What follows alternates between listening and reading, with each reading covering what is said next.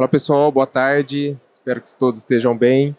Hoje estamos recebendo aqui o Danilo da Fraga. Fraga é a nossa parceira, né? Hoje o nosso sistema de gestão, que é o Lynx Autoshop, possui um catálogo de peças embarcado, né? E esse catálogo é da Fraga. Além do catálogo, eles têm uma inteligência de mercado muito grande, né? Do aftermarket automotivo aqui brasileiro. E hoje o Danilo vai dar uma aula para nós aqui. Danilo, obrigado por aceitar o nosso convite. A palavra é sua. Muito obrigado, pessoal da Lynx. Obrigado para vocês aí que estão dedicando esse minutinho aí para a gente conversar sobre tecnologia, sobre sistema, sobre de como isso é importante no dia a dia da nossa oficina, né? Às vezes a gente fica tão empenhado em trabalhar no diagnóstico, na resposta do WhatsApp, no dia a dia da nossa oficina e acaba que não abre oportunidade de procurar coisas novas, procurar maneiras de fazer o nosso trabalho de uma forma mais eficiente, mais simples, né? E o nosso bate-papo aqui vai ser super rápido, super direto. Se vocês tiverem dúvida também, por favor, não deixe de perguntar, tá? Mas eu vou me apresentar rapidinho aqui. Meu nome é Danilo, como o Renanzão aí me fez uma apresentação, eu sou CEO da Fraga, parceiro da Lynx. Sou um torcedor do Guarani Futebol Clube. Essa informação é muito importante, então guardem, tá? Um grande Guarani Futebol Clube.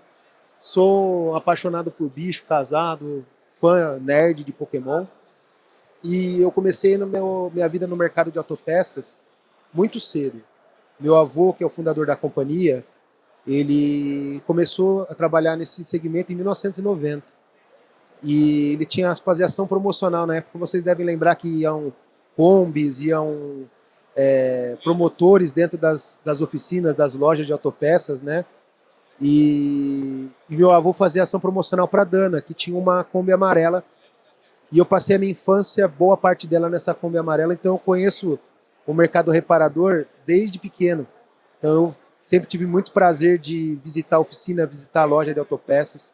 E essa paixão eu carrego até hoje, por isso que eu também dedico meu trabalho para ajudar um pouquinho aí a gente entender as tendências, as dificuldades que a gente tem no nosso setor, tá? Eu não quero ser muito chato, né? Mas eu trouxe algumas informações aqui que eu acho interessantes.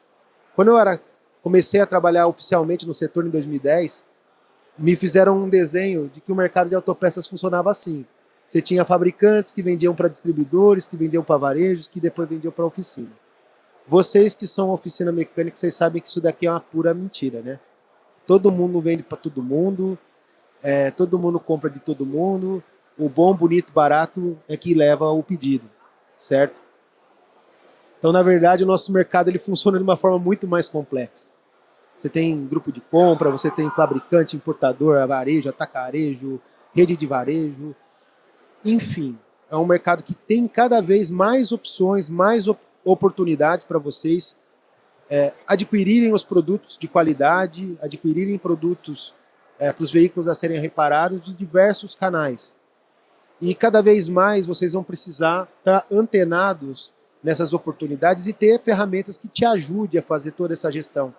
Porque a oficina que compra só daquele colega vizinho, que sempre a vida inteira forneceu, que sempre fez no caderninho, lá na cadernetinha, lá o crediário, ela vai ser muito menos competitiva. Então a gente precisa buscar insistentemente a competitividade da nossa oficina, seja nos custos da matéria-prima da nossa peça, até na eficiência do serviço prestado. Então a gente hoje ter um bom sistema de gestão, a gente hoje ter um pouco de inteligência, ter tecnologia a nosso favor, já não é mais um diferencial competitivo. Hoje é uma obrigação de toda oficina prestar um bom serviço, ter um bom atendimento e usar a tecnologia. E eu entendo que vocês são privilegiados nesse sentido, porque se vocês estão aqui buscando conhecimento numa empresa que fornece software de gestão, vocês estão no caminho certo para continuar essa competitividade, continuar sendo cada vez mais eficiente no setor. Alguns números aqui que eu gostaria de trazer também para vocês. O nosso mercado está crescendo, nosso mercado é aquecido. Eu nunca vi, se vocês tiverem uma aqui, levanta a mão, porque eu vou querer ir lá. Eu nunca vi uma oficina vazia. Eu vejo pouquíssima oficina vazia. A oficina está sempre cheia. Mas a gente está ganhando dinheiro, pessoal? A gente está ganhando dinheiro? Como a gente não ganha dinheiro se a nossa oficina está cheia? É uma pergunta que a gente tem que fazer todo dia, como empreendedor. Se a minha oficina está sempre cheia, eu estou sempre com serviço, por que eu não estou ganhando dinheiro? Será que eu estou com alguma dificuldade na minha gestão? Será que eu estou organizando minha companhia de uma maneira adequada? Será que eu estou trabalhando com uma precificação correta? Então, nós, das oficinas, e eu como sou um fã da oficina mecânica, sou um defensor do mercado independente de autopeças, a gente tem que fazer alguns upgrades dentro da nossa jornada. Então, a gente é muito bom em achar problema do carro e consertar, mas a gente precisa aprender cada vez mais a gerir o nosso negócio, a ser um empreendedor, não só um mecânico. O mecânico, ele vai continuar existindo, vai ter muito serviço, vai estar para sempre. Mas a gente vai ganhar dinheiro se a gente conseguir ser bom empreendedor. E aí eu quero trazer com vocês aqui algumas informações que podem ajudar e trazer alguns horizontes para vocês aí nessa jornada para ser cada vez mais produtivo na nossa oficina. Bom, então eu falei que o mercado cresceu 8%, nós estamos falando de 114 bilhões de reais. Eu não sei se 114 parece pouco, mas 1 bilhão são 1.000 milhões. São 114 mil milhões de reais transacionados dentro do nosso setor. É muito dinheiro, é mais dinheiro que o PIB de muitos países pequenos. Só o nosso setor movimenta isso no Brasil. Sem contar que a gente tem no Brasil mais de 3 milhões de empregos gerados diretamente. Vocês, oficina reparadores, vocês empregam 2,9 milhões de pessoas. Por isso que isso daqui está lotado. E é uma responsabilidade muito grande ter um tamanho de um mercado como esse, uma quantidade gigante de colaboradores como vocês têm, e a gente precisa cada vez mais se questionar, cada vez mais aprofundar o nosso conhecimento. Bom, para os próximos anos, o que vai acontecer? Só para vocês terem um pouquinho de dimensão aí, que a coisa não vai parar por aí. Até 2030, a frota vai crescer 12%. Ou seja, nós vamos ter 12% de carros a mais no país. A sua oficina está preparada hoje para aumentar 12% a demanda dela? Se sua oficina não estiver preparada para isso, vai abrir o seu mecânico, vai abrir uma oficina do lado e vai crescer a quantidade de oficina. Mas a gente, como empreendedor, a gente tem que estar preparado para crescer. A gente tem que estar preparado para crescer. Ou cobrar bem para manter como as coisas estão. Tá? Então vai crescer, a gente vai precisar ter cada vez mais elevador, a gente vai ter que cada vez mais ter ferramenta, a gente vai ter que cada vez mais ter gestão. Porque vai crescer, e pior, vai crescer de um jeito diferente que a gente não está acostumado. E que a gente vai ter que estudar de novo. Até 2040, no mínimo, 11% da nossa frota circulante vai ser de veículo elétrico. Aí a pergunta que eu faço para os senhores: nós já pegamos um troço desse daí, desmontamos para ver como funciona? A gente precisa começar a ver isso daí. Porque no melhor cenário, o cenário mais agressivo, nós podemos ter em 2040, que é amanhã, do ponto de vista da história, 28% dos carros rodando no Brasil elétricos ou eletrificados. Isso significa que 3 de cada 10 carros que vão rodar vão ser eletrificados. Então, a gente precisa começar a estudar, começar a entender, ver quais são os sistemas que podem ser reparados, quais são os sistemas que não vão conseguir ser reparados. Vai abrir uma oportunidade gigantesca, pessoal, gigantesca. Tem gente já ganhando muito dinheiro, porque o carro elétrico ele é mais parecido com um celular do que com um carro. Ele é mais parecido com um celular do que com um carro. Então, todos os circuitos elétricos daquele carro, eles são reparáveis. Então ali eu tenho, por exemplo, os módulos de bateria. Quando dá pau no módulo de bateria, não dá pau em todos os módulos. É como se fosse um carregador de pilha com um monte de pilinha. Ele dá problema em uma das pilhas. A gente precisa aprender como que conserta essa pilha. Tem um outro módulo do carro elétrico, que é a parte que faz o controle da energia, que é como se fosse a placa-mãe de um computador. tá? Isso daí também dá pau. A gente vai aprender, ter que trocar chipzinho, soldar chipzinho. Mas isso é teta para quem sabe fazer um cabeçote bem feito. Isso é teta para quem sabe fazer as coisas que vocês sabem fazer. É muito fácil. Vocês têm a capacidade de suprir essa demanda de uma forma muito simples. Mas hoje quem está indo atrás está ganhando muito dinheiro porque tem pouca gente fazendo. Eu acho que aí, Danilo, é muito time, né?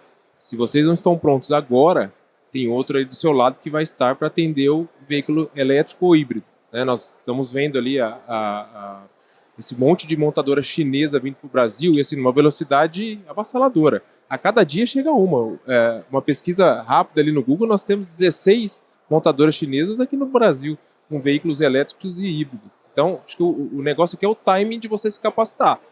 O veículo já está aqui, já é a realidade. Você está vendo o BYD ali chegando com um monte de veículos ali no porto, descarregando milhares de veículos. Então, acho que é bem isso que você falou. E o time do negócio. O negócio é agora. A velocidade está gigantesca.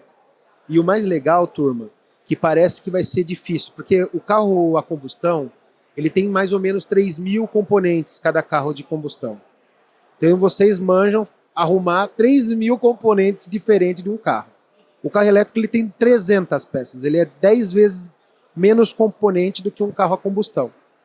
Só que qual que é o mais legal ainda? A tecnologia do carro elétrico ela é tão difícil de você replicar. É como se, vamos fazer um paralelo com um motor antigamente. Você pegava um motor AP, quantos diferentes carros rodava com motor AP? Uma caralhada. O motor do Opala é o mesmo motor que era do Chevrolet 1940, numa proporção um pouquinho menor, que depois vai ser quase o mesmo do Monza. Então, ia mudando as proporções, ia mudando alguns detalhes técnicos, mas a base era a mesma. O carro elétrico, a gente tem lá trocentos modelos, montadoras e tudo mais, mas nós temos 4 fabricantes no mundo de sistema de bateria. Então, se eu aprendi a mexer em um, eu vou cobrir 50% dos carros elétricos, porque tudo é igual. Os componentes é igual o celular. Se você desmonta um iPhone, desmonta um Samsung, bota na mesa e fala assim, qual que é o Samsung e qual que é o iPhone? É difícil o caboclo decifrar de que é que é. Porque é muito parecido. Os componentes são comprados de fornecedores iguais. E o carro elétrico ele tem essa vantagem nesse sentido para você se aperfeiçoar. Então, entendendo 3, 4 tipos, modelos diferentes, módulos diferentes de carro elétrico, a oficina ela consegue cobrir uma vasta variedade de montadoras e veículos diferentes para poder reparar. Agora, uma outra questão que vem muito de encontro a isso, e por isso que eu falo que a gente está num momento de ebulição no nosso setor. Se a gente tivesse na nossa oficina só tivesse ferramenta, só soubesse arrumar os 10 carros mais populares da frota, os 10 carros que mais tem rodando. Na década de 90, os 10 carros mais populosos da frota, ele representava 55% da frota. E os carros de cauda longa, os carros diferentão lá, ó, os Dojão, os Escort XRE, os carros que eram os carros da moda lá, que é os diferentão tinha, eles representavam só 15%. Hoje, a cauda longa já é 43% do mercado, então a diversidade é muito grande. Todo dia chega um chato com um Jata3 na oficina, chega um cara com um Citroën. Eu sou fã de Jaque, eu tenho um Jaque, tenho um Citroën, tenho só... Vocês iam me odiar ter como cliente, eu gosto dessas encrencas, Peugeot, mas tá cada vez mais. E a tendência é continuar assim, cada vez mais diversificado. Então eu preciso ter uma rede de fornecedor legal, eu preciso ter um sistema legal, eu preciso ter uma estrutura profissional para não só dar conta de consertar esses carros, mas para poder comprar rápido, para receber rápido a peça, para poder fazer um orçamento legal para o cliente, para poder mostrar seriedade. E comprar com assertividade, né? Que é o que o catálogo proporciona hoje dentro do Lynx Auto Shop, né? Pela placa ele te traz todas as peças que você tem para trabalhar ali naquele veículo, né? Ele faz o match entre a placa e o modelo do veículo, que dá assertividade para você comprar a peça correta. E vai gerar orçamento para fazer uma série de trabalhos que não são a operação, não é o core business da oficina, não é o coração da oficina. A oficina ela não nasceu para preencher tabela de sistema e não nasceu para gerar nota. Não nasceu para fazer catálogo. A oficina nasceu para quê? Para ter um atendimento de excelência. O dono do carro chegar, ele ser bem tratado. O problema chegar a ser corrigido, o carro sair funcionando no menor tempo possível, no melhor custo possível, deixando margem para você. Então, por isso que cada vez mais, pessoal, em tempos de inteligência artificial, em tempo de tecnologia disruptiva, a gente tem que começar a fazer o básico. Vocês têm nas suas oficinas algum sistema de gestão? Tenho. Já é um bom começo. Já é um bom começo. Você não tem um sistema de gestão, você precisa ter. Você precisa ter um sistema de gestão. Porque é o mínimo. A gente conseguir tirar uma nota, fazer um orçamento, fazer um controle de pátio. E as centenas de funcionalidades que, por exemplo, a Lynx tem. Meio de pagamento, integração com e-commerce, relatório. Gente, a gente não tem noção. Para vocês terem uma noção, eu fiz um estudo para um cliente, uma oficina mecânica do presidente do Cinco Peças, do Sindirepa de Goiânia. Ele tinha um motoboy, tá? Ele tinha um motoboy CLT para ir buscar peça para ele todo dia. A oficina dele era grande, tinha 12 elevadores. 12 é uma oficina grande, de grande porte. Ele tinha um motoboy CLT para ficar buscando peça. O traste do motoboy ia em média 8 vezes por dia num fornecedor específico. Aí comecei a olhar, pedi para ele tirar o relatório do sistema dele e comecei a olhar. Eu falei, viu, fulano, a gente pode falar o milagre, mas não pode falar o santo. Eu falei, ô fulano, deixa eu te falar. Ele comprava o filtro PSL 55 da Techfil, uma média de 3 vezes ao dia. O filtro PSL 55, turma, é o que vai no Palio, que vai na Paraty, que vai 200 mil carros. Por que ele ia 3 vezes por dia botar o motoboy dele para ir lá buscar peça? Ele não comprava tudo no começo do mês, barganhava com o distribuidor, falava, pessoal, vou comprar aqui 2 caixas desse filtro. Preciso de um desconto. Porque ele não tem uma gestão. Um sistema de gestão por trás, fazendo a capacitação do estoque, ali a sugestão de compra assertiva, né? Ele estava comprando no escuro. Exato, ele tava focado, aí que tá, ele estava focado no core dele, que era arrumar a peça. Mas uma oficina com 12 elevadores, o dono da oficina não é mais mecânico, turma. A gente tem que mudar um pouquinho dessa mentalidade. Uma oficina com 10, 12, 5 elevadores, o dono dessa oficina é um empresário de médio porte. É um empresário de médio porte. Então, o trabalho principal do dono dessa oficina não é estar lá controlando o pátio. Não é estar lá vendo o que está acontecendo no carro. O trabalho principal do dono dessa oficina é fazer o quê? Gerir a empresa. Olhar relatório. Pô, quanto que eu estou pagando? Quanto que eu estou recebendo?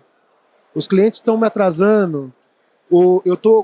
Quanto que eu tenho para pagar para o meu fornecedor A que venceu a duplicata de 30 dias dele agora? É a gestão. E para a gente fazer uma gestão legal, não dá para fazer na folha de papel, não dá para fazer uma coisa bacana com controle manual, a gente precisa ter inteligência. Tá?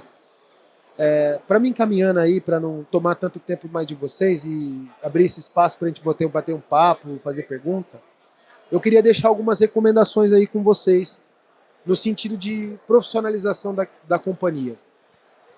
Eu sei que é difícil falar de tecnologia, muitas vezes, porque a gente que é desse mercado de tecnologia, a gente tenta falar as coisas mais difíceis, falar cada 2 palavras em português, uma em inglês. A gente tenta deixar a coisa mais rebuscada. Mas na prática, turma, a gente tem que pensar o seguinte: tudo aquilo que a gente leva tempo para fazer e que custa dinheiro, a gente tem que pegar e separar. E marcar todo dia num caderninho. O que está me custando dinheiro? O que está me levando tempo para fazer? Tudo isso daí que a gente faz, a gente precisa ter automação que faça a nossa vida. Uma coisa que eu vejo que é muito legal, que tem no Lynx Autoshops, que nenhum mecânico faz isso, gente. Eu fico louco. A gente coloca, toda vez que a gente troca filtro e óleo dentro de um veículo na nossa oficina, o que a gente faz? A gente pega um adesivo marca o quilometragem lá, então a gente teve um trabalho, comprou o adesivinho, escreveu lá, colou no vidro do cidadão. Depois de um ano, a gente manda um WhatsApp pro cidadão para saber se ele vai vir trocar ou não. O sistema tem um ciclo de vida, é isso que você está se referindo, né? O sistema tem um ciclo de vida, a jornada do cliente. Com IA hoje, você não precisa fazer lá, pegar... O sistema gera um relatório para você. Você pode ter um botzinho que vai só lembrar os clientes. Olha, da outra vez que você veio aqui, você reclamou que estava com um barulhinho na suspensão, eu dei uma apertada e estava tudo certo. E nós trocamos o filtro de ar, filtro de óleo, filtro de combustível do seu carro. Agora você vai ter que trocar o óleo, vai ter que trocar o filtro de óleo, o filtro de combustível, mas não vai ter que trocar outras coisas. Você não quer vir aqui fazer um check-up no carro para a gente garantir que ele vai estar legalzinho? Pô, se eu recebo uma mensagem dessa daí da minha oficina, eu dou um pulo. Eu falei, lógico, eu vou. E se eu não for, naquele momento que eu tô ruim de grana, com certeza, turma, com certeza, na vez que eu precisar, eu vou naquela pessoa. Porque me mostrou uma coisa que a concessionária faz bem e que a gente tem dificuldade. Profissionalismo. A gente sendo profissional com o cliente, independente, é assim com o barbeiro, é assim com a oficina, é assim com qualquer estabelecimento. Se a gente trata como profissional o cliente, a gente valoriza o pagamento. E a gente não tem que ficar brigando para ganhar uma migalhinha.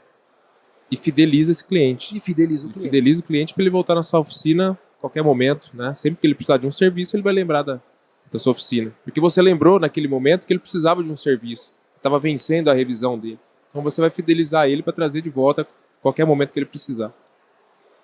Então assim, em linhas gerais, tá, pessoal? Não sei se vocês todos aqui já são clientes da Lynx, se vocês não são clientes da Lynx. Eu sou parceiro da Lynx, tenho muito orgulho de ser parceiro da Lynx. Acho uma solução muito legal para o mercado, tem muitas funcionalidades bacanas. Mas assim, se eu pudesse dar algumas sugestões para vocês que vocês deveriam estar atentos e usar bastante da plataforma. Meio de pagamento. Turma, se vocês perdem boa parte do dinheiro de vocês na taxa de antecipação de maquininha. Façam as contas. Façam as contas. Não existe almoço grátis. Meio de pagamento é algo que vocês têm que ter bastante opções, como tem no sistema da Lynx, e tem que ter bastante boas condições. Porque numa dessa aí, uma taxa de antecipação, 4 ou 5%, parece pouquinho no pedido.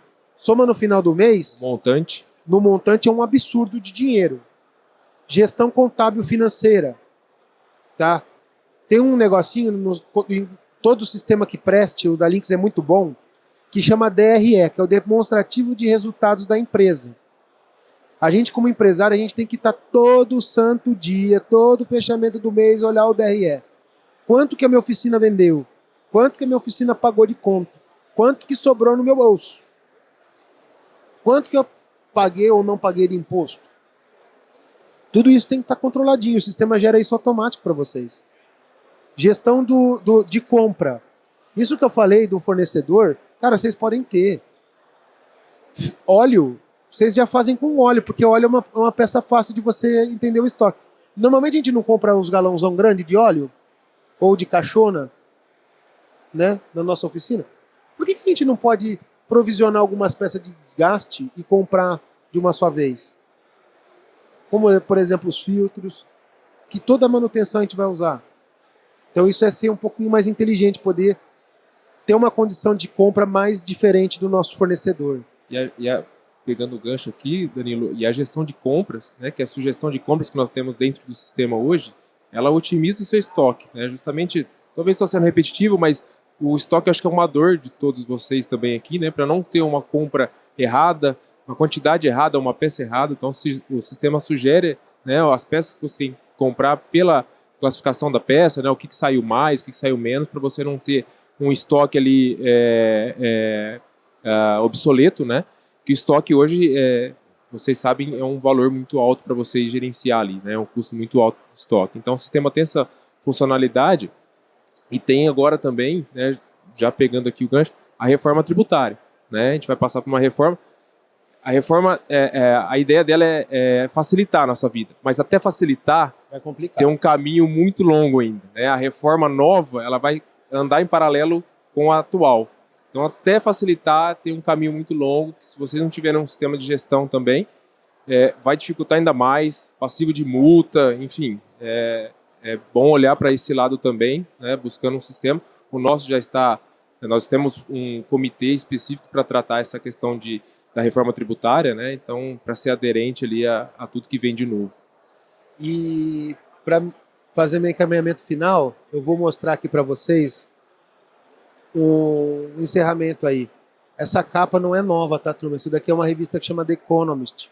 É uma revista de economia que é a maior do mundo. Em 2017, eles fizeram uma capa que está falando assim, que o recurso mais valioso do mundo não é óleo, não é mais petróleo, é informação.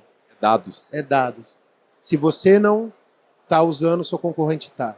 E se você não está usando, passe a usar, pessoal. Passe a usar, porque não é todo sistema que tem um catálogo digital integrado, não é todo sistema que gera relatórios bacanas. Então a gente precisa saber usar esses dados. E a gente aqui da Fraga se compromete também a, sempre que possível, fazer treinamentos com vocês de algumas dicas. A Lynx faz muito treinamentos bacana para ensinar a gestão, para ter técnica de gestão mesmo, porque a gente, como eu não quero ser repetitivo, a gente foi muito bem acostumado e fizemos muito da nossa vida como oficina, como reparador. Agora a gente precisa dar um upgrade na nossa carreira e ser um empreendedor cada dia mais, perdão do meu francês aí, foda, para poder se destacar e continuar e ganhar dinheiro. E ganhar dinheiro, porque ganhar dinheiro não é problema não, a gente tem que ganhar dinheiro. E para a gente ganhar dinheiro, a gente tem que ser cada vez mais profissional, ter uma gestão top. Beleza? Se alguém quiser fazer alguma pergunta, eu estou aqui à disposição. Se não, tem cervejinha aqui para vocês. O Renatão aqui me autorizou Tá liberado. a liberar a cervejinha para vocês. Já que vocês ficaram aqui meia hora ouvindo informação, agora vocês podem tomar uma cervejinha aí também. Se quiser fazer pergunta, fica à vontade também. Danilo, obrigado. Bom, valeu Renan, valeu Lynx, valeu obrigado, pessoal, um abração.